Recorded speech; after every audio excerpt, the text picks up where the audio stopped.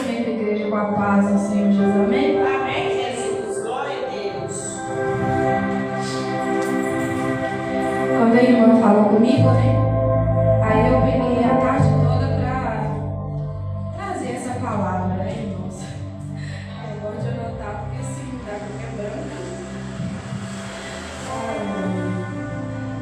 Mateus, capítulo 12, versículo 43 ao 45.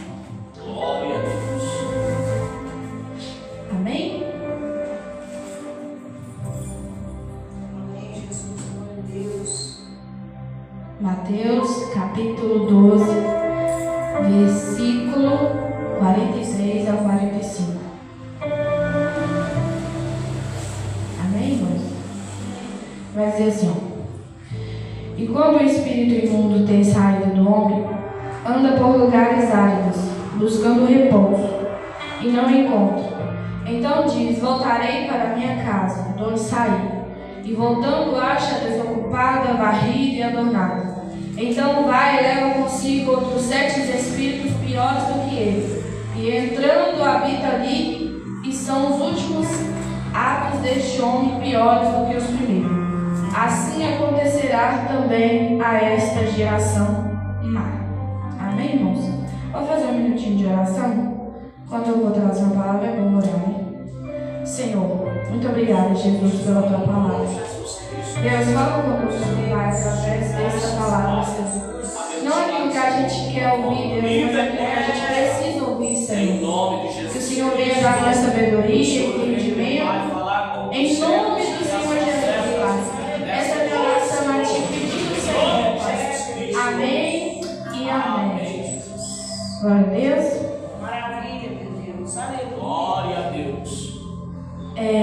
Eu também coloquei a versão atualizada, irmãos, que vai dizer assim, ó. Quando o espírito sai de uma pessoa, passa por lugares áridos, procurando refrigério, mas não encontrando, então coagita: voltarei para a casa de onde saí. Assim que chega, encontra a casa varrida e em ordem, então vai e traz outros 7 espíritos piores do que ele. E entrando, passam a viver ali, e a situação daquela pessoa torna-se pior que a primeira. Meu Deus. Eu sei que algumas pessoas lêem esse versículo e falam alguns outros assuntos, mas eu não quero entrar muito nesses assuntos. A única coisa que eu quero trazer para os irmãos hoje é o ensinamento mais aprofundado dessa palavra, para que a gente saia daqui entendendo, né? Que a gente lê. Aí tem uma pergunta, né? É uma citação de Jesus. Ele diz que os demônios são do homem. Volta e traz outras 7 ali, e encontra a casa vazia, varrida, ornamentada, e o estado dele se torna pior que o primeiro. O que quer dizer isso na prática? Qual ensino Jesus está querendo nos ensinar nessa fala difícil de entender? Algumas pessoas leem isso aqui e não entendem nada. Ou algumas pessoas espiritualizam demais ou levam para outro assunto. Aí eu anotei algumas coisinhas aqui. Muitos se questionam sobre quem Jesus está falando aqui. O início do verso 43 parece mostrar que Jesus está falando de uma pessoa qualquer, ou comum, né? Qualquer uma pessoa, qualquer. Quando o espírito imundo sai do homem, né, do ser humano, independente, pode ser um homem, pode ser uma mulher, mas o final da citação do verso, né, do versículo, Mateus capítulo 12, 45, parece indicar que ele está falando de uma nação de Israel, usando a figura do espírito imundo que sai deste homem como comparação. Assim também acontecerá a esta geração perversa. E lá não está falando só de Israel, mas também futuras, né? Outras pessoas viriam, como nós veio, né? Enfim. Nesse sentido, sabemos que a nação de Israel, infelizmente, teve dificuldade em abrir seu coração para Deus, rejeitando o Messias, né? Ele rejeitou Jesus. Quando Jesus ia lá falar, né, que era o Messias, que era o Filho de Deus, que Ele é o caminho, a verdade e a vida, e que ninguém, né, iria ao Senhor, que é o próprio Deus, a não ser por Ele, né, por fé, que Ele é o Senhor.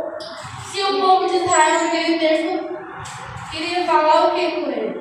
Nós não acreditamos nisso. Você está ficando doido, você está com demônio. Enfim, Jesus, muitas pessoas naquele tempo xingou muito Jesus. Não só falou que ele estava com demônio, mas que ele era o próprio demônio, né? E hoje em dia também não é fácil, né? A gente escuta muita coisa hoje em dia, mas Jesus sabe todas as coisas, né? Ele foi crucificado, por isso dizer que era o Messias, e os israelitas, o povo de Israel, não acreditava nele. Quando ele falava isso, gente, era demais para o povo. Porque aquele povo não era igual muitos por aí, que não tem entendimento, que não tem conhecimento. O povo daquela época era povo letrado, era povo estudado, né? Estudava a Torá, que era as leis, né, que o próprio Deus deu a Moisés, e era um povo que acreditava em Deus. Mas quando Jesus veio e acreditar que Ele era o Filho de Deus e que precisava crer nele para que pudesse receber a salvação, já era demais para eles. Alguns judeus acreditou, irmãos, mas muitos não acreditou e não acreditam até hoje. Essas são duas possibilidades. Jesus pode estar dando um recado ao povo israelita que está rejeitando a sua vida e também falando de como individualmente as pessoas o rejeitam. É o que ocorre com elas por fazerem isso, né? As consequências de cada um de nós rejeitar a Cristo. Nós estamos no tempo e quando a gente abre a nossa boca para falar de Jesus, principalmente para aqueles que já conhecem Jesus, né? De alguma forma, eles falam: eu já sei, tá bom. Mas esse tá bom, eu já sei, é uma rejeição. Diante da palavra, só de nós não seguir aquilo que Jesus fala, os seus mandamentos, nós está rejeitando a Ele. Eu sei que algumas pessoas falam assim: não, eu amo Jesus, Jesus é meu Senhor, sei lá, Deus é amor, é o amor da minha vida, mas não segue aquilo que Deus manda. E quando nós não praticamos o que Deus manda, nós está rejeitando a Ele.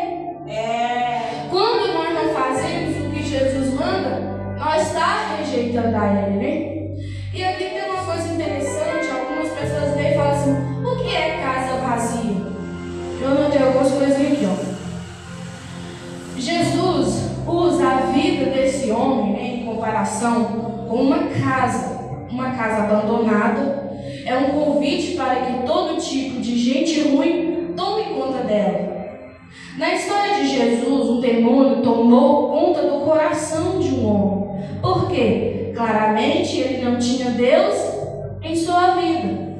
Você já teve aquela experiência que quando você vai num lugar onde a casa é abandonada, onde alguns vai lá, né, toma posse, pega aquele lugar para ele, vocês vão ver a sujeira que está lá, somente cidade grande, né? Aqui no interior a gente vê muito, mas cidade grande a gente vê muitas casas abandonadas, suja, muito feia, né? Mas Jesus está comparando que quando alguém não tem Ele, é dessa forma, está sujo, está velho, está abandonado. E nós precisamos da presença dele para preencher de coisas boas, né, irmãos? Continuando. No entanto, algo não aconteceu nesse coração. Esse coração não recebeu a presença de Jesus. Ele permaneceu sendo uma casa vazia, convidando o maligno a entrar nela, ou ornamentada para receber o mal. A palavra ornamentada aqui significa receber o mal. Nessa passagem aqui, né?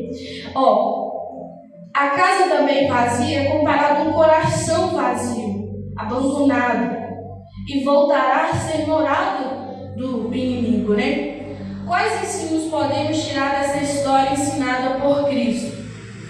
Ensino de Jesus sobre a casa vazia e ornamentada. Primeiro ponto, ensino sobre a casa vazia.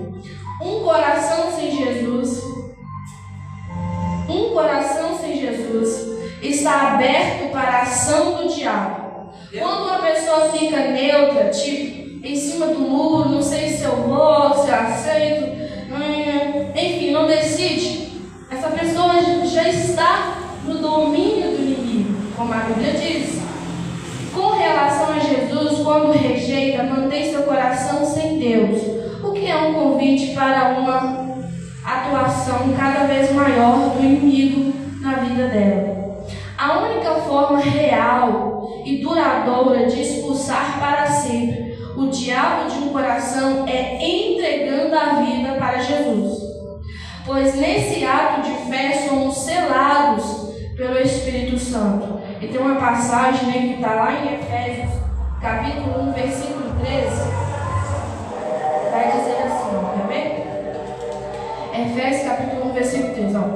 Em quem também vós estáis, depois que ouviste a palavra da verdade, o evangelho da vossa salvação, e tendo nele também crido, ter fé, né? Acreditar, fostes selados com o Espírito Santo da promessa. E quando você vai estudar essa palavra selada, é como se eu e você estivéssemos marcados.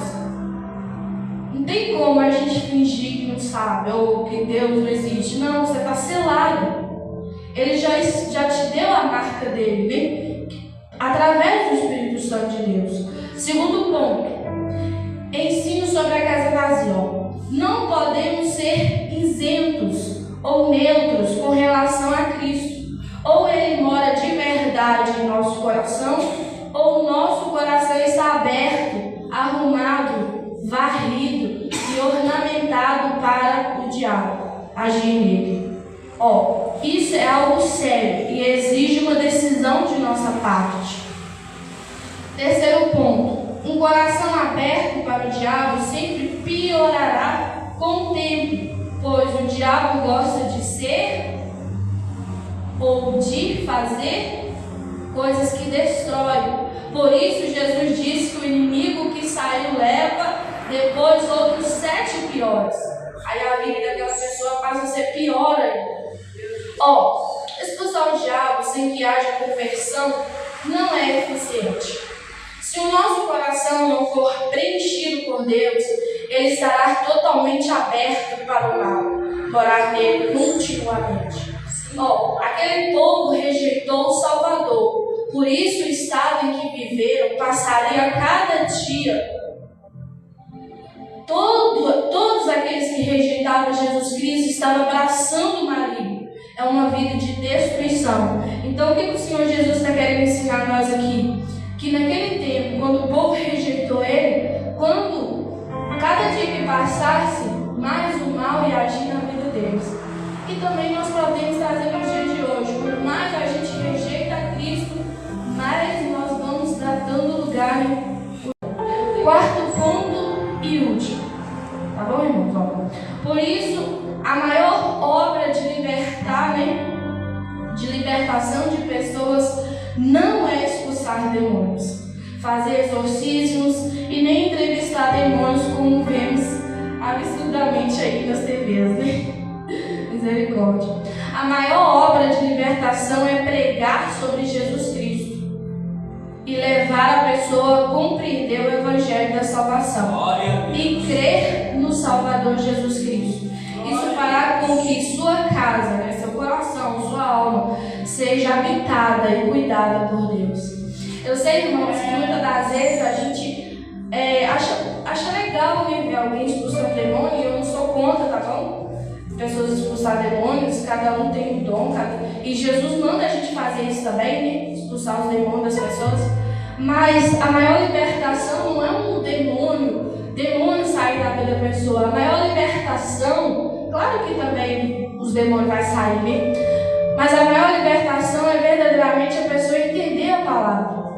A maior libertação é a pessoa entender o conteúdo da palavra, que é a salvação. Eu sei que tem várias partes da Bíblia que a gente pode pegar e pregar, mas o centro de tudo aqui, de Gênesis, Apocalipse, é Cristo.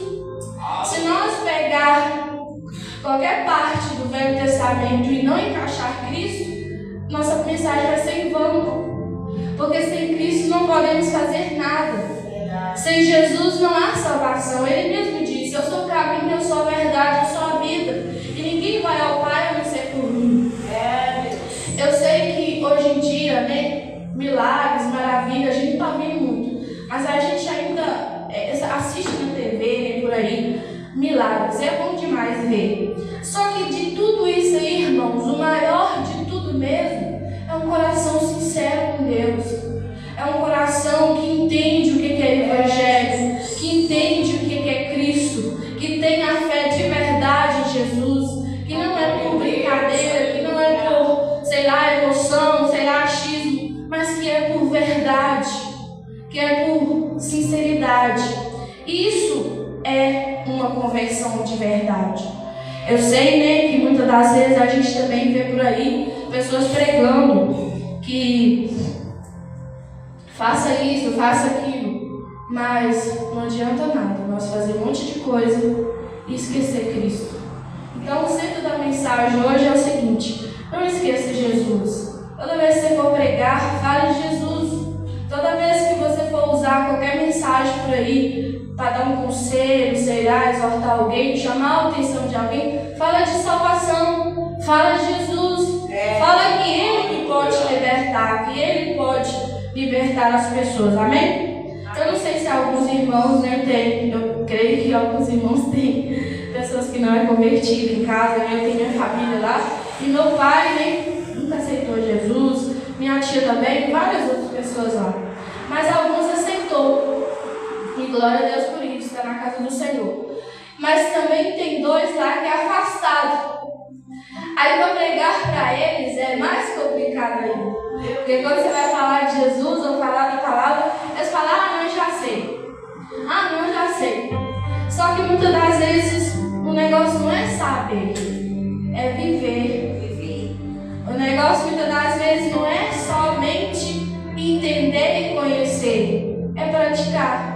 Então o Senhor Jesus ele tem falado muito comigo isso, Ana, que eu gosto muito de conhecimento, irmãos. Conhecimento liberta de Deus. A Bíblia fala, né, que o povo dele perece por falta de conhecimento, mas o Senhor também tem falado comigo e praticar. Então, que essa palavra possa arder no nosso coração, que a gente não venha só ensinar, pregar, enfim, mas que a gente venha viver, praticar, em nome de Jesus, amém? E assim damos minha oportunidade, em nome de Jesus. Amém. Glória a Deus, que maravilha. Glória a Deus, aleluia. Glória. Santo é o nome de Jesus. Palavra essa poderosa aos nossos corações. Amém. Aleluia. Que o Espírito de Deus continue falando sobre os nossos corações, em nome de Jesus. Nós já vamos ouvir as irmãs que vai estar ensaiando um louvor.